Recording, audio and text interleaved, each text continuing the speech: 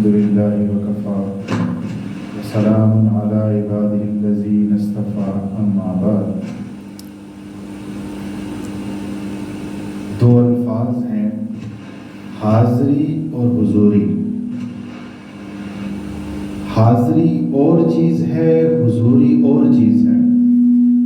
حاضری سے مراد عبادت کے لیے حاضر ہونا، موجود ہونا. جیسے نماز کا وقت ہے، اللہ اکبر ہوا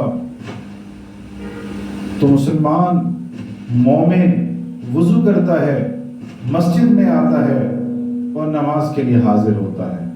اور ایک چیز ہے حضوری، یعنی حاضر ہونے کے بعد دل و جان کو حاضر کر کے نماز پڑھنی، عبادت کرنی، یا وہ عبادت پورے دل کے ساتھ کرنی. اس کا جسم بھی وہیں پہ ہو، اس کا دل و دماغ بھی وہیں پہ ہو، نیت بھی کامل ہو. یہ حضوری ہے. تو عبادت کے لیے، اللہ کی رضا کے لیے حاضری بھی ضروری ہے اور حضوری بھی ضروری ہے. جس کو حاضری مل گئی یہ بھی اللہ کا بڑا احسان ہے، لیکن مقصود حاضری اور حضوری دونوں ہیں. یعنی انسان عبادت بھی کرے، پورے دل کے ساتھ کرے، پوری توجہ کے ساتھ کرے، جیسے کرنی چاہیے ویسے کرے. بعض دفعہ انسان عبادت کرتا ہے، اس کے لیے وبال جان بن جاتی ہے. نماز کے لیے کھڑا ہے، دل میں خیال یہ ہے کہ سب سے اچھی نماز میں پڑھتا ہوں، لوگ دیکھیں تو صحیح میں کیسی نماز پڑھتا ہوں. تو یہ ریا ہے، بلکہ شرک خفی ہے. اللہ کے ساتھ کسی اور کو بھی ساتھ دکھانا. اور اللہ رب العزت ایسی عبادت ایمان والے کے، اس نمازی کے منہ پہ مار دیتے ہیں. تو انسان کو چاہیے وہ حاضری کے لیے بھی محنت کرے، لیکن حضوری پہ اس پہ دگنی محنت کرے. اب سوال یہ پیدا ہوتا ہے، یہ حاضری کیسے ملے گی اور حضوری کیسے ملے گی؟ بعض دفعہ انسان مسجد میں نماز میں کھڑا ہوتا ہے، دل گلی کوچہ بازار میں ہوتا ہے، یا دوسرے لفظوں میں دل موبائل میں ہوتا ہے، یا آج کل کے حالات کو دیکھ کے دل سوشل میڈیا پہ اٹکا ہوا ہوتا ہے. بندہ نماز پڑھ رہا ہوتا ہے، سوشل میڈیا کا خیال دل کے اندر ہوتا ہے. بچے ہیں، ویڈیو گیمز کا خیال دل میں ہوتا ہے. تو یہ کیسے ہم یہ کیفیت حاصل کر سکتے ہیں، یا اس کیفیت حاصل کرنے کے قریب ہو سکتے ہیں کہ ہم نماز پڑھیں، عبادت کریں، حاضری بھی مل جائے، حضوری بھی مل جائے؟ اس کے لیے انسان کو اپنی اصلاح کروانے کی ضرورت پڑتی ہے، دل پہ محنت کرنے کی ضرورت پڑتی ہے. یاد رکھیں، انسان کی اصلاح کا سب سے آسان طریقہ یہ ہے کہ انسان دل کے اوپر محنت کرے. بہت سارے طریقے ہیں، بہت مشکل طریقے بھی ہیں، لیکن سب سے آسان طریقہ یہ ہے کہ انسان اپنے دل کے اوپر محنت کرے. اب دل پہ محنت کرنے سے کیا مراد؟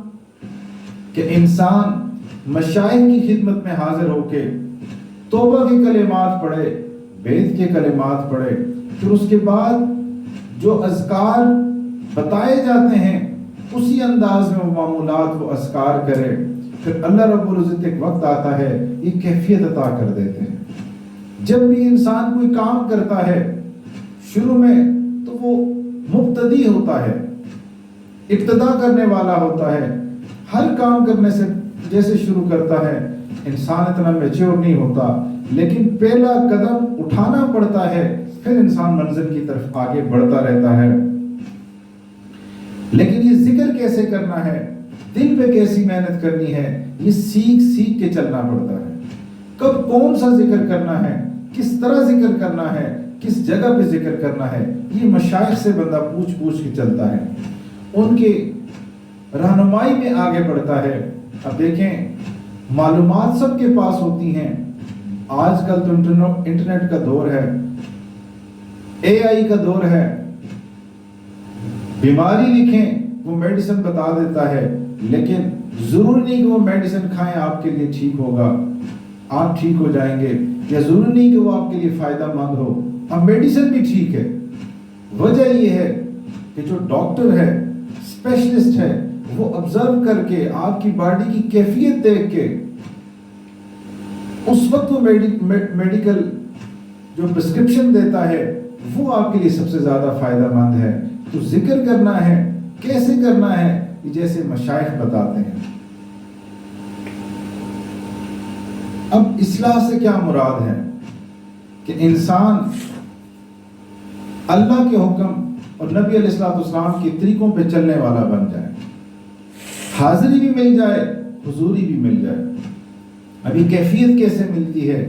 अब देखें, इंसान दो चीज़ों का मजमुआ है, एक जिस्म और एक रूह। अब जिस्म जो हमें नज़र आता है, इसकी कैफियत का हमें अंदाज़ा होता है कि इसको बीमारी है या नहीं है, कहीं दर्द तो नहीं है, बुखार तो नहीं है। तो ये जिस्म हमें खुद एहसास दिलवाता है, क्योंकि मादी चीज़ है, हमें नज़र आती है। लिहाजा हम अगर इसको कोई मसला होता है, हमें समझ आ जाती है, ज़्यादा गड़बड़ हो जाती है, हम स्पेशलिस्ट के पास चले जाते हैं, डॉक्टर्स के पास चले जाते हैं और मेडिसिन ले लेते हैं। अब हमें भूख लगती है, हमें बड़ी आसानी से समझ आ जाती है। वजह क्या होती है?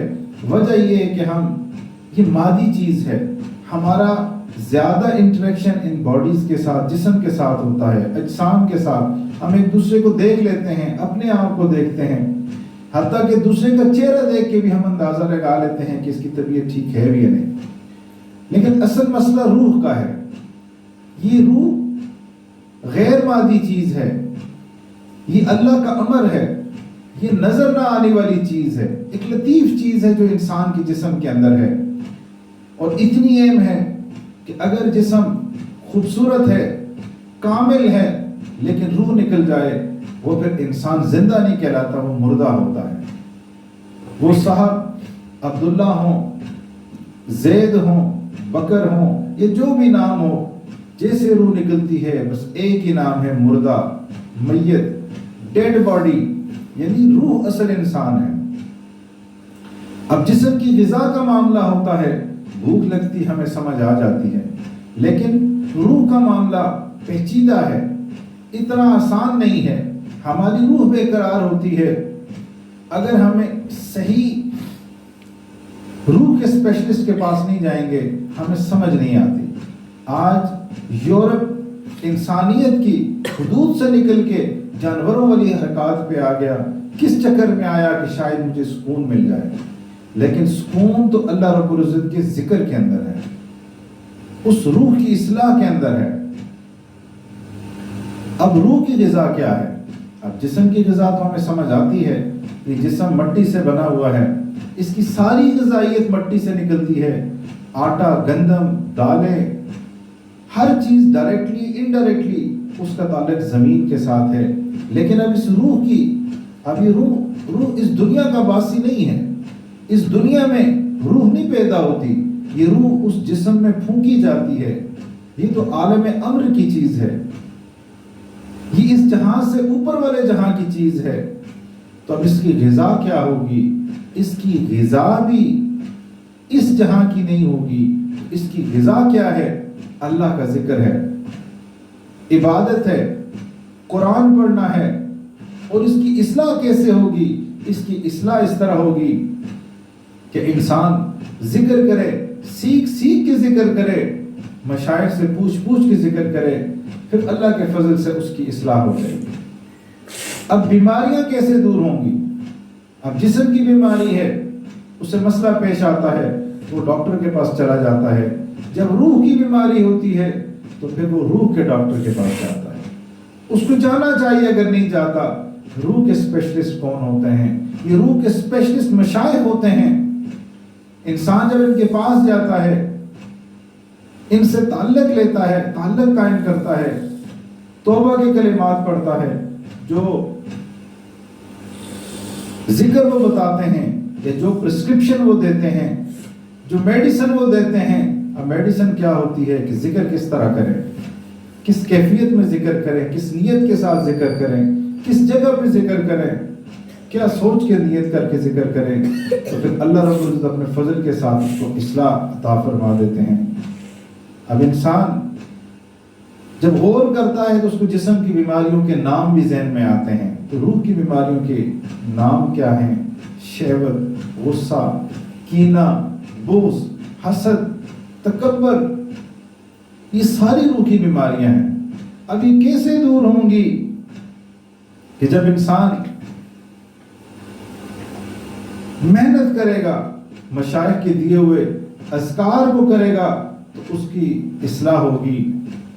اب دیکھیں، ہمارا جو سلسلہ عالیہ نقشبندیہ مجدیہ ہے، اس میں بڑا آسان ہے اصلاح کروانا۔ 90% معاملہ صحبت شیخ سے حل ہو جاتا ہے، صحبت اولیاء سے حل ہو جاتا ہے، جس کے ساتھ توبہ کے کلمات پڑے ہوئے ہوتے ہیں، ان کی مجالس میں آنے سے، ان کو اپنی کیفیات بتانے سے مسئلہ حل ہو جاتا ہے، ان کی توجہات لینے سے مسئلہ حل ہو جاتا ہے، اور 10% اس کو ذکر کرنا پڑتا ہے۔ تو معاملہ بڑا آسان ہے۔ آج خامی کہاں پہ ہے؟ خامی یہ ہے کہ ہم نے پریورٹیز چینج کر دی۔ کہا جائے کہ مجلس میں آئے، جی وقت ہی نہیں ہے۔ آج اصلاح کروانے کے لیے ہمارے پاس وقت نہیں۔ اب ہمیں روح کی کیفیت سمجھ نہیں آتی، روح کی بے چینی سمجھ نہیں آتی۔ یہ ایسا ہی ہے، انسان کے سر میں درد ہو، انسان یہ سمجھے کہ شاید میرا دل آئس کریم کھانے کو کر رہا ہے، اس لیے بے چین ہے۔ اب جسم کی بات تو سمجھ آ رہی ہے، اب روح کا معاملہ بھی اسی طرح ہے۔ روح بیمار ہے، انسان یہ سوچتا ہے کہ شاید اس کو کوئی اور لذت عطا کر دیں، کچھ کھانے کو دے دیں، کچھ آئس کریم کھائیں، کچھ میٹھا کھائیں، سوشل میڈیا پہ بیٹھ کے کچھ چیٹ کر لی جائے، ٹی وی دیکھ لیا جائے تو مسئلہ حل ہوگا۔ تو ایسے مسئلہ حل نہیں ہوتا، الٹا روح اور بے چین ہو جاتی ہے۔ اب اسی صحبت شیخ کی جو کامل شکل ہے، ہمارے مشائخ کی ایک ترتیب ہوتی ہے کہ وہ سال میں ایک دفعہ سالانہ اجتماع کرتے ہیں، اور اس کے علاوہ ماہانہ ہفتہ وار تو اجتماع ہوتا ہی ہے، لیکن جو سالانہ ہوتا ہے وہ بڑا خاص اجتماع ہوتا ہے۔ پوری دنیا سے لوگ آتے ہیں، جو پہنچ سکتے ہیں وہ لازمی آتے ہیں، اور وہاں پہ جمع ہوتے ہیں اور اپنی اصلاح کی فکر کرتے ہیں۔ اب ذہن میں آتی ہے بات کہ جی اتنے دور جانے کا کیا فائدہ؟ دیکھیں، یہاں پہ بات پھر پریورٹیز کی آتی ہے، ترجیح کی آتی ہے۔ آج ہمیں ہمارے بچوں کو، ہمارے دوستوں کو، ہمارے رشتہ داروں کو، ہمارے جاننے والوں کو اگر ان کو موقع مل جائے UK میں PhD کرنے کا، تو سارے بھاگے ہوئے جائیں گے، اپنا خرچہ بھی کریں گے۔ وہ جی PhD کی ڈگری مل رہی ہے، وہ جی جاب مل رہی ہے، H1B ویزا مل رہا ہے، بزنس ویزا مل رہا ہے۔ اب جب یہ سامنے اس طرح کے انسینٹیو ہوتے ہیں، وہی بندہ بھاگ کے جا رہا ہوتا ہے، وہ دور ہونے کو بھی نہیں تصور کرتا، گھر سے دور رہنا ہے، کئی سال دور رہنا ہے۔ وجہ یہ ہے ہماری پریورٹی چینج ہو گئی، اہمیت ہمیں اس چیز کی ذہن میں آ گئی، لہٰذا ہم وہاں بھاگے جاتے ہیں۔ آج چند 100 کلومیٹر 4-5 گھنٹے کی مسافت پہ اجتماع میں 3 دن لگانا ہمارے لیے مشکل ہوتا ہے۔ اب دیکھیں، ایسی بڑی شخصیات، یہ اللہ رب العزت کا ہم پہ فضل ہے کہ اللہ نے ہمیں موقع عطا کیا، اور بار بار موقع عطا کرتے ہیں کہ ہم وہاں اس روحانی اجتماع میں جاتے ہیں۔ عام دنوں کے اندر اتنا وقت ملنا بہت مشکل ہوتا ہے۔ ان 3 دنوں کے اندر کم و بیش 3 بیانات تو حضرت کے ہوتے ہیں۔ حضرت جی 3 بیانات کم از کم فرماتے ہیں، پھر اس کے علاوہ ان کے سرزادگان بیان فرماتے ہیں، اور پوری دنیا سے آئے ہوئے ان کے خلفاء بیان فرماتے ہیں۔ اب تصور کریں، انسان کی خواہش ہوتی ہے کہ جی مجھے ایک ولی کامل ایسا مل جائے کہ جس کی صحبت میں بیٹھ سکوں، جس کا میں بیان سن سکوں۔ وہاں تو درجنوں ایسے حضرات موجود ہوتے ہیں، ایسے نیک لوگ موجود ہوتے ہیں کہ جن کی دعائیں قبول ہوتی ہیں۔ اب تصور کریں، ایک مجلس کے اندر اگر درجنوں کے حساب سے، یا اگر میں مبالغہ نہ کروں تو سینکڑوں کے حساب سے ایسے لوگ موجود ہوتے ہیں کہ جن کی دعائیں اللہ رب العزت رد نہیں کرتے۔ اب اس جگہ پہ اگر اجتماعی دعا ہوگی، کئی لوگ روئیں گے، کئی لوگ ہاتھ اٹھائیں گے، کسی کی دعا تو اللہ رب العزت کو پسند آئے گی اور اس کی وجہ سے ہمارا معاملہ بھی بن جائے گا۔ اب ہزاروں کا مجمع ہوتا ہے، کسی کی آہیں تو اللہ کو پسند آئیں گی، اللہ تو بڑے قدردان ہیں، تو اللہ رب العزت سب کا معاملہ پار کر دیں۔ ہم اللہ کی محبت کے لیے قدم تو اٹھائیں نا۔ آج ہمارا معاملہ یہ ہے کہ 4 گھنٹے لگا دیں گے بعض دفعہ شاپنگ کے لیے، لینا 1 سوٹ ہوگا، 2 سوٹ ہوں گے۔ آج یہاں سے اگر پنڈی صدر جائیں، ٹریفک ہوتی ہے تو 2 گھنٹے تو یہاں پہ لگ جاتے ہیں، آنا جانے میں 2 گھنٹے لگ جاتے ہیں، شاپنگ اس کے علاوہ ہے۔ تو وقت ہم لگاتے ہیں، وقت ہم نکالتے ہیں۔ اصل بات یہ ہے کہ ہماری پریورٹیز نہیں ہے کہ دین یا اللہ کا تعلق حاصل کیا جائے۔ یاد رکھیں، جو بندہ اپنا قیمتی وقت نکال کے، جان مال اور وقت نکال کے اللہ کے لیے قربانی دے گا، اللہ بڑی قدر والی ذات ہے۔ یہ ہو نہیں سکتا کہ زندگی میں ہم اللہ کی محبت کے لیے، اللہ سے تعلق کے لیے، اللہ سے دوستی کے لیے کوشش کریں اور قیامت والے دن ہم دشمنوں کی صف میں کھڑے ہیں۔ یہ ہو نہیں سکتا، اللہ بہت قدردان ذات ہے۔ اب اس اجتماع میں بہت فائدے ہوتے ہیں۔ دیکھیں، اگر کسی کی گاڑی کی بیٹری ڈیڈ ہو جاتی ہے، اس کو اگر دوسری گاڑی کی بیٹری کے ساتھ اٹیچ کر کے چارج کیا جاتا ہے، 1-2 جھٹکوں سے وہ سٹارٹ ہو جاتی ہے۔ ہمارے دل کی بیٹری جو دنیا کے ماحول میں رہ کے ڈیڈ ہو جاتی ہے، اگر ہم وہاں جائیں گے، تھوڑی دیر تار جوڑیں گے تو اللہ رب العزت ہمارے دلوں کو زندہ کر دیں گے۔ اور 3 دن انسان دنیا کے معاملات سے، بکھیڑوں سے ہٹ کٹ کے جب وقت لگاتا ہے، ایک مشق کرتا ہے، تو اس کے لیے بڑی آسانی ہوتی ہے۔ اور جب ہدایت کے لیے دعائیں ہوتی ہیں، انسان اس پہ آمین کہتا ہے، تو اس بندے کا بیڑا پار ہو جاتا ہے۔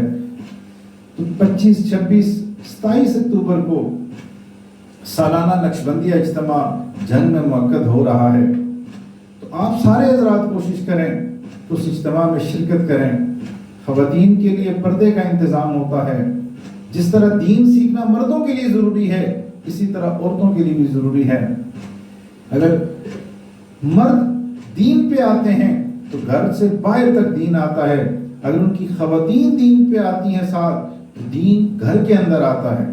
اولاد کی تربیت کرنی، گھر کا ماحول بنانا، یہ خواتین کا کام ہوتا ہے۔ یہ تبھی بنتا ہے جب وہ گھر والیاں یا بیٹیاں یا مائیں سب دین پہ عمل کرتی ہیں۔ آج ہمیں گلہ ہوتا ہے، خود نیک نہیں بننا چاہتے، لیکن یہ تصور کرتے ہیں کہ ہمارے بیٹے جنید بغدادی بن جائیں، بایزید بستامی بن جائیں، بیٹیاں رابعہ بصریہ بن جائیں۔ ہاتھ میں اینڈرائیڈ موبائل دے دیا، انٹرنیٹ کا پیکج کروا دیا، گھر میں بڑی سی LCD لگا کے کیبل لگا دی، آزاد سکول کالج میں داخلہ دے دیا، نہ آنے کا پتہ نہ جانے کا پتہ، نہ تربیت کا کوئی انتظام، اور امید یہ لگائے ہوئے ہیں کہ جس فصل کے اندر میں نے کانٹے بوئے تھے اب اس میں سے بہترین فصل ملے گی۔ تو یہ خیال است و محال است و جنون است۔ اللہ تعالیٰ ہمیں سمجھ کی توفیق عطا فرمائے۔ یہ موقع ہوتے ہیں گھروں کے حالات کو تبدیل کرنے کے، ماحول کو تبدیل کرنے کے۔ آج جن خواتین کو خامدوں سے گلے ہیں، وہ اپنے خامدوں کو منا کے ساتھ لے جائیں۔ یہ کیسے ہو سکتا ہے کہ خواتین جب چاہتی ہیں تو ان کے گھر والے ان کی بات مان جاتے ہیں، اولاد بات مان جاتی ہے، لیکن جہاں دین کا معاملہ ہوتا ہے تو بے بسی کا اظہار ہوتا ہے۔ خاوند کہتا ہے بیوی میری نہیں سنتی، بیوی کہتی ہے خاوند میری نہیں سنتی، خاوند میرا نہیں سنتا، اور دونوں والدین کہتے ہیں اولاد میری نہیں سنتی۔ دنیاوی اعتبار سے والدین کی مرضی کی جگہ پہ یونیورسٹی پہ کالج میں بچے پڑھتے ہیں، جو والدین چاہتے ہیں وہ لباس پہنتے ہیں بچے، لیکن جب دین کا معاملہ ہوتا ہے تو عذر رکھ دیا جاتا ہے جی اولاد نہیں سنتی۔ اب یہ حالات کیسے بدلیں گے؟ آپ ایسی مجالس میں جائیں گے تو حالات بدلیں گے، دل بدلیں گے، سوچ بدلے گی، محنت کا رخ بدلے گا، تو انشاءاللہ ہمارے گھروں میں سکون آئے گا، ایک ہدایت کی ہوائیں چلیں گی اور ہمارا بیڑا بھی پار ہو جائے گا۔ اللہ تعالیٰ سے دعا ہے کہ اللہ رب العزت اس اجتماع کو قبول فرمائیں اور ہمیں بھی بھرپور انداز میں اس میں شرکت اور بھرپور انداز میں فائدہ اٹھانے کی توفیق عطا فرمائیں۔ وآخر دعوانا الحمدللہ۔